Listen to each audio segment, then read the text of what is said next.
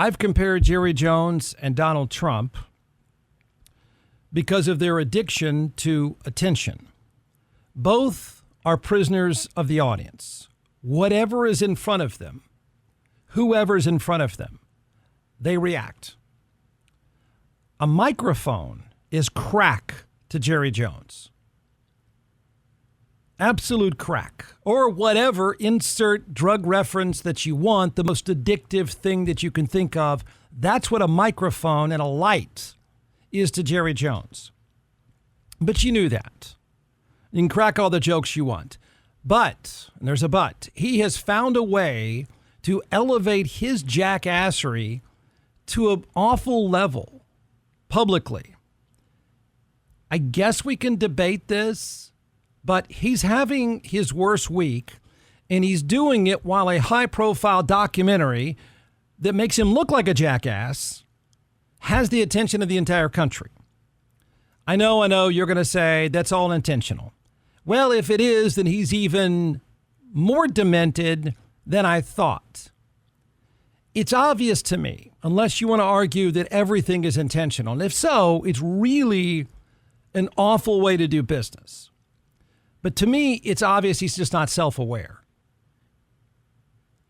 Or can't hear anybody from around him, or they don't say anything. Either way, there's an absolute disconnect. He thinks he looks and sounds great. But he's not just making a fool out of himself. This is where I'm going with this. This is where things, I think, have taken a darker turn publicly, because he's not just making a fool out of himself. He's throwing a star player and his respected agent and risking an entire locker room. He's throwing two of the people under the bus completely. And it's so over the top that the risk is he's impacting an entire franchise. And I usually don't say that kind of stuff. I'm pretty committed to the idea, particularly when it comes to someone like Dak Prescott. The guy just shows up and goes to work and keeps the head down and is used to the circus. In fact, he's even said several times, oh, man, we're used to this stuff. But this is such ridiculous behavior. It's a bad look in the locker room. A really bad look. Throwing a star player for no reason under the bus. For no reason at all. Lying, apparently just making up stuff.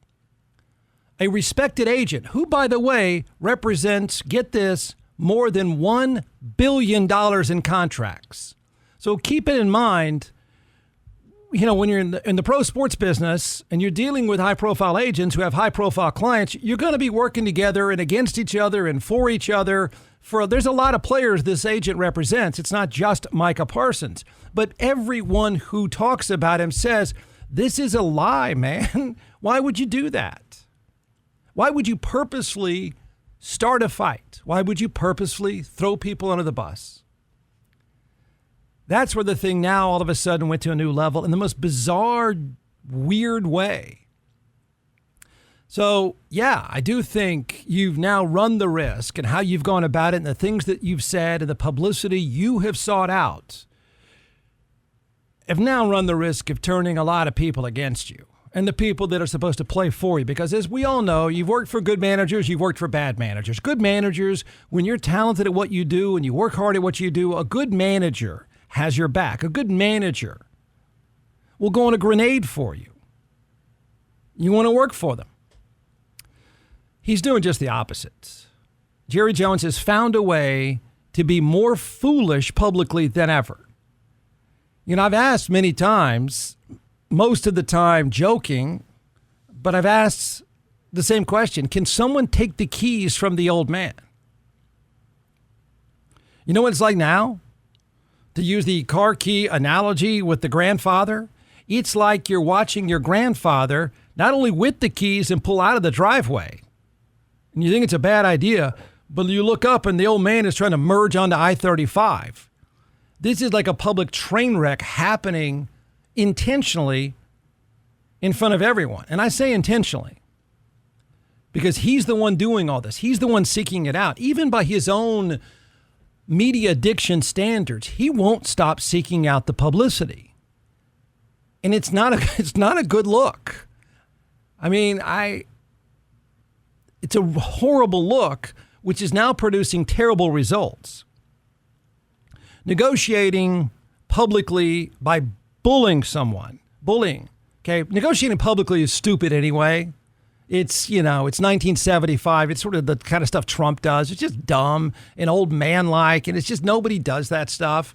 But bullying publicly is really not the way to go when your entire enterprise operates with 25-year-old young men. The headline of Yahoo Sports, which is the headline all over the place now, is Jerry Jones goes scorched earth. It's true. The point of all this is it's completely unnecessary. Holdouts happen all the time in the NFL. It's happening right now. High-profile players do it. It's nothing new. It's happened in Dallas. It's part of the business. If you were 24 years old in a dangerous business with a short shelf life, you'd probably do it too, given the chance. You're always playing in the NFL for the second and or third contract. That's life. That's life. That's everything you're about. Everybody knows it. So it's just part of the business. Jones has been through it countless times. Jones has been through it with famous players, and it usually works itself out. I don't ever remember a situation like this.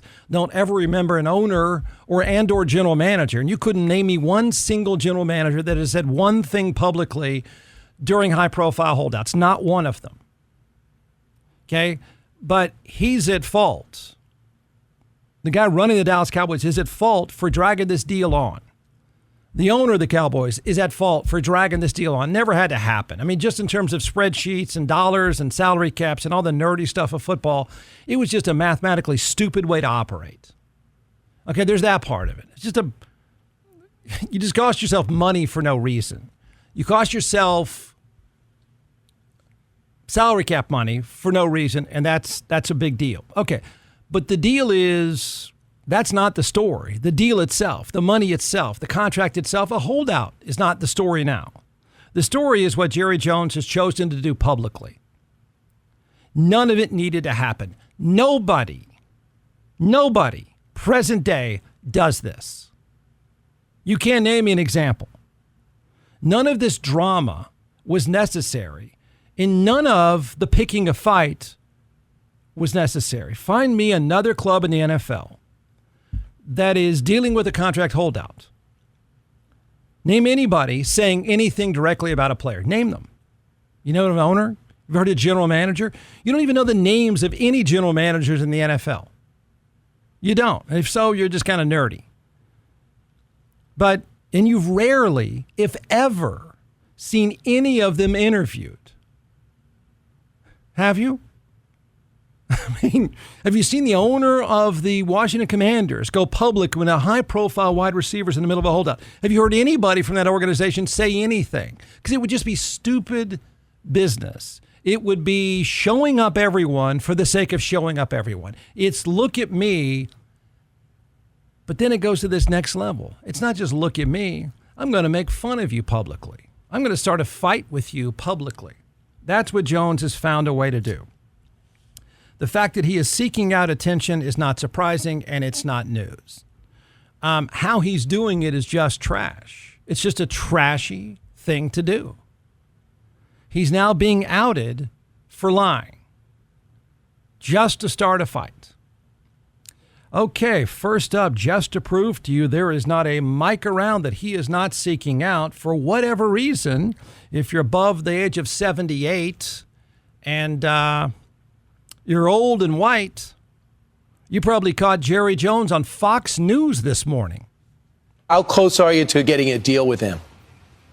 Mike is a great player, not a good player, but a great player. He knows more than anyone that it's a team thing.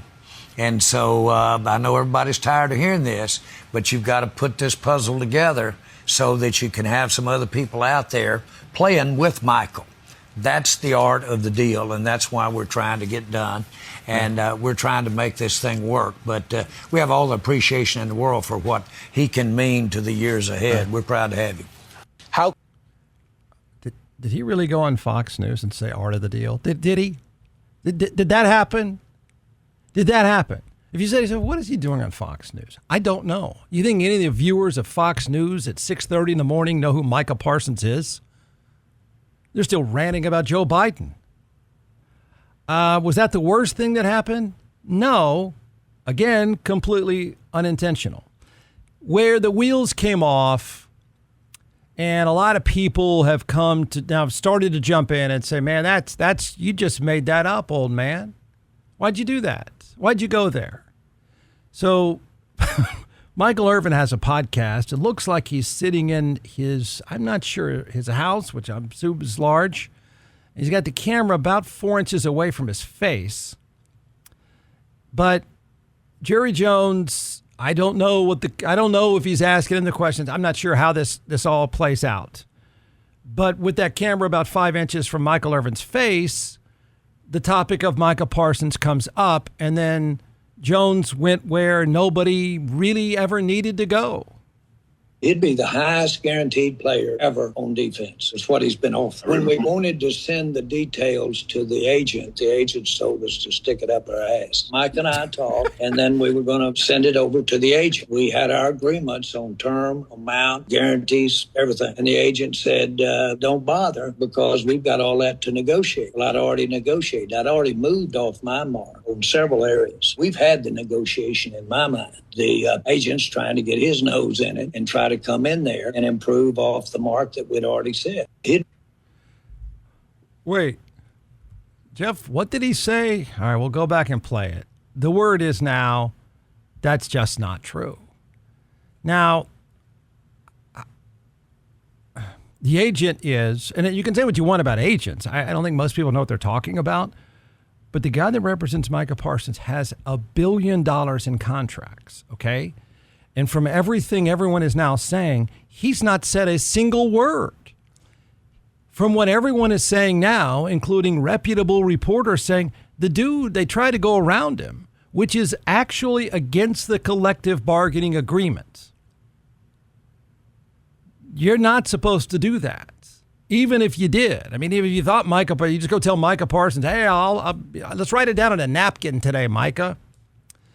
The other side is saying none of that stuff happened. Like, we're not even talking, and I didn't even get a chance to tell you to stick it up the ass, old man. It's really what he said.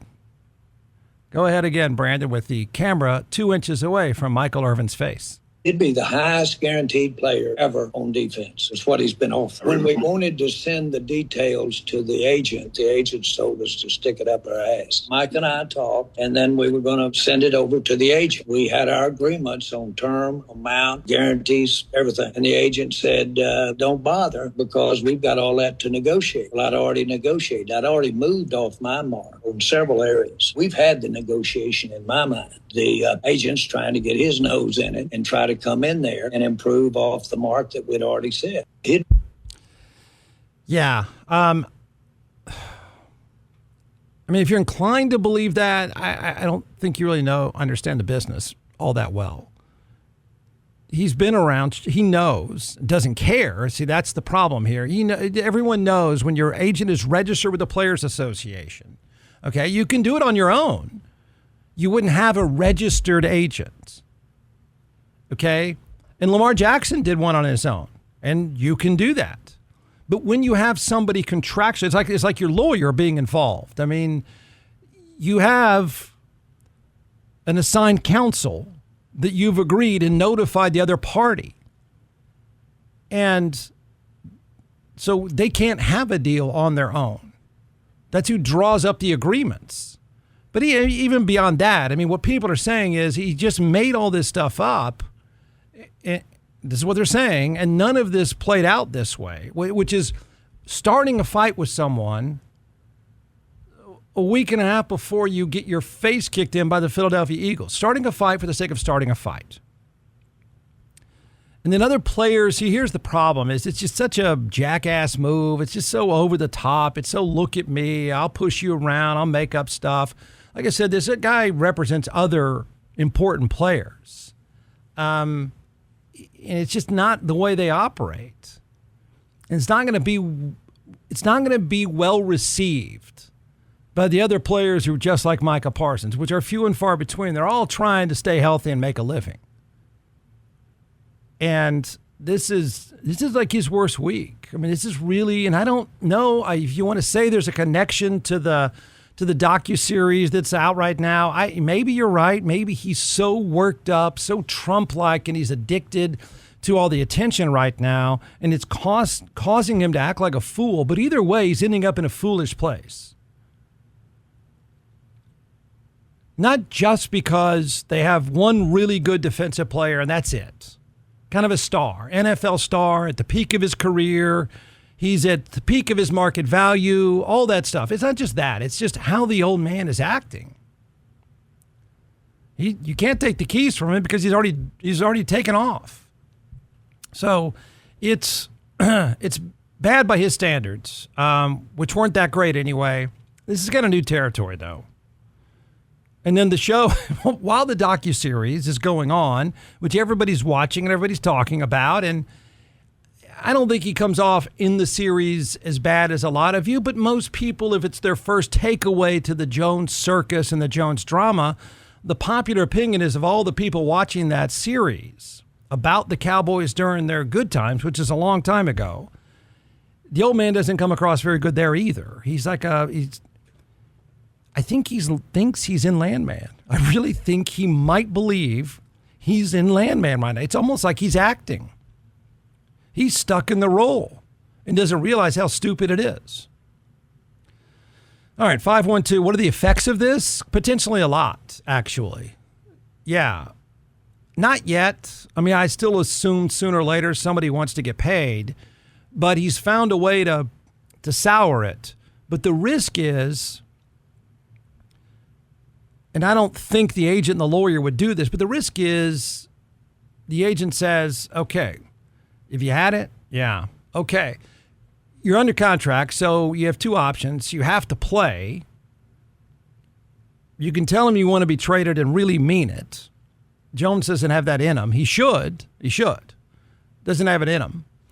And you can make some other threats. I don't know that he could sit out the whole year because he would get fined technically. But they could put some options on the table that would just, the more one of their coworkers and teammates is put off by this, the greater that impact on that franchise. You don't need other guys going, oh, man, stop it, old man, stop it, boss. Stop treating people this way. You don't need that a week before you get your face kicked in by the Eagles. So, yeah, I think it's, I don't know at what point it moves completely to this ends badly, but it's on its way. It's on its way, and it's his fault. I mean, it's just no one else. Completely unnecessary. Completely unnecessary. Here's what I want you to keep in mind. If you're injured by the negligence of someone else or you have any sort of issue with the insurance company, I can tell you this from experience. You need DJC Law. And I can tell you, having been a client of theirs, they will do three things. They'll take care of every single detail. You'll get peace of mind working with them, and you will get the result you deserve. That's the way it works with DJC Law. Check out teamjustice.com, and you'll see thousands of 5-star reviews. Look, the bottom line is, and trust me on this, the bottom line is if you're injured by the negligence of someone else, fighting with the insurance companies for any reason, you need DJC Law, and Dan Christensen and his team of lawyers at DJC Law have a remarkable track record.